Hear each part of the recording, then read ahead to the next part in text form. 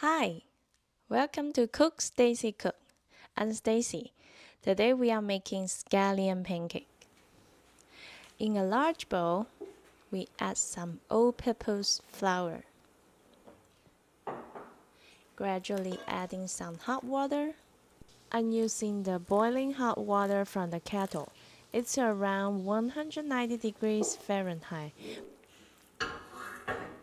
Just gradually combine them together. And then we don't need to knead them super smooth at this moment. Let it rest for 15 minutes and then we come back.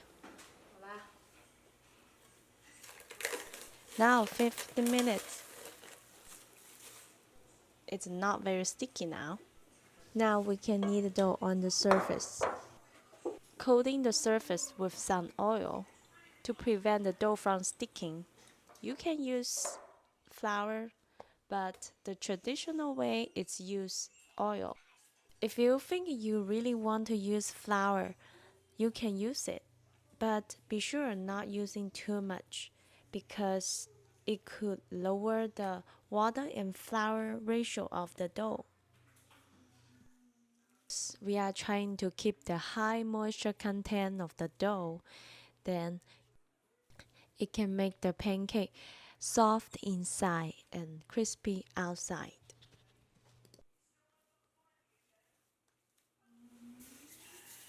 Almost done.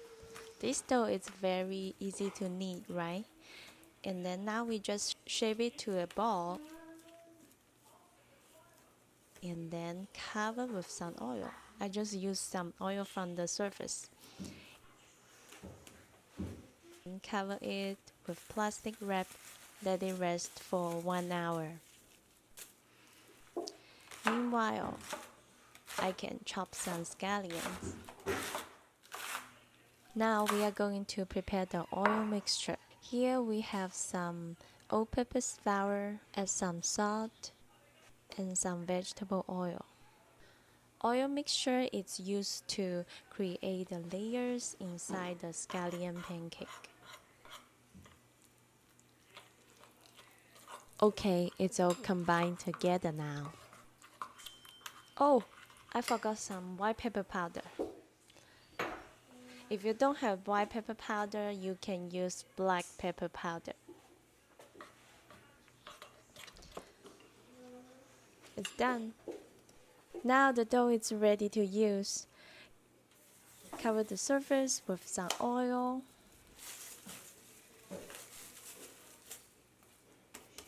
And then make it to a long log. Divide them into 6 portions. You don't need to make them exactly the same size. So roughly make them to a 6 almost equal portions. It's okay. You don't need to be perfect, you know.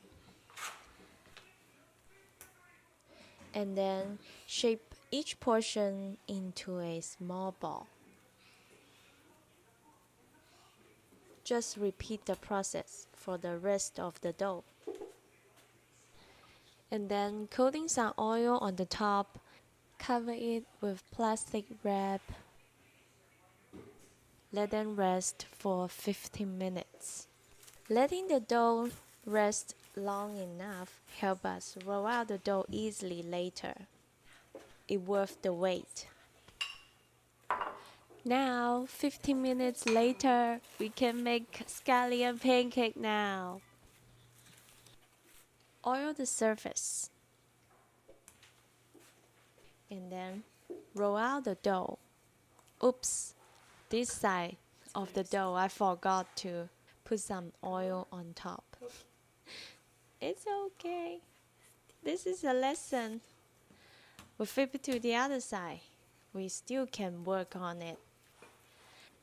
This side is much easier because it is coating with a lot of oil. We are going to roll it out from the middle to the side.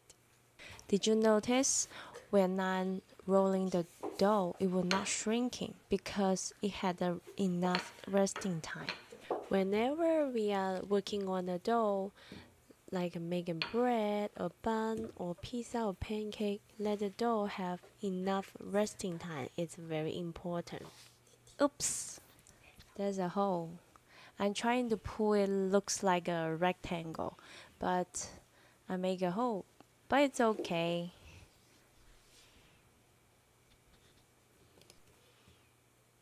We don't need to make a perfect rectangular shape. Looks like this, it's good.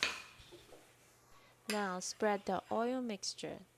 Traditionally, people use pork lard and flour to make this mixture. It can make the skin of the scallion pancake very crispy.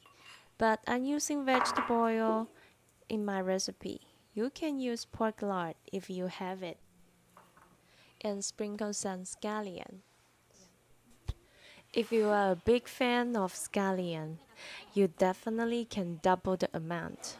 It will taste delicious. And then roll the dough from bottom to the top. Sometimes my little helper will like to help me to do this process. It's really fun. So if you want to make this with your kids, it's a good choice.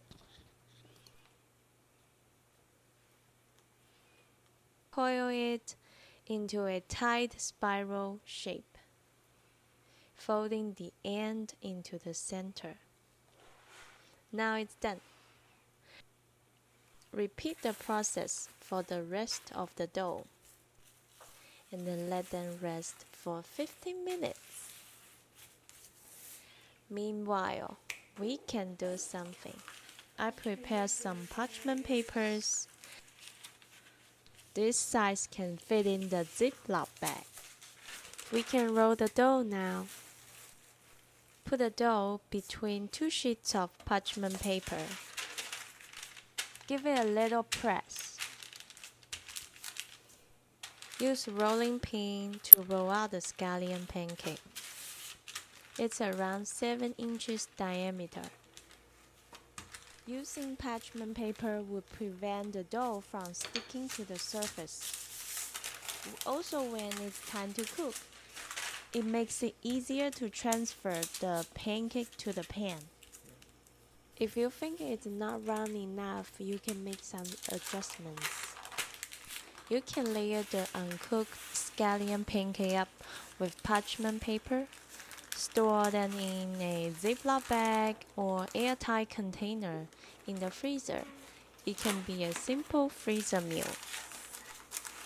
At the end of this video, I will show you how to cook homemade frozen scallion pancake.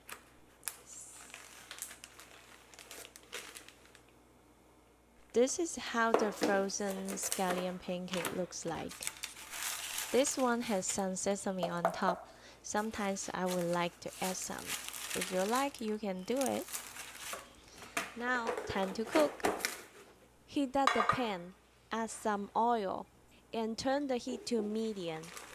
When the oil is hot, add the scallion pancake into the pan.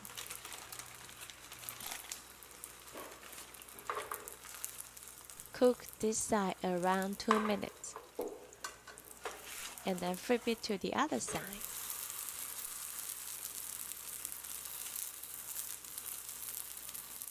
Flip to the other side 2 to 3 times until both sides are golden brown and flecked with brown spots, like this.